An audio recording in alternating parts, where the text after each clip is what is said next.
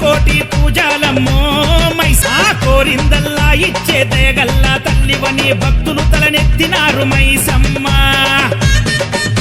అగసుడే దగదగదగ మెరిసిపోయే నీ రూపం చూస్తే చాలు మా బాధలు మటు మాయం మైసమ్మ యాప చెట్టు నీడలోన మైసమ్మ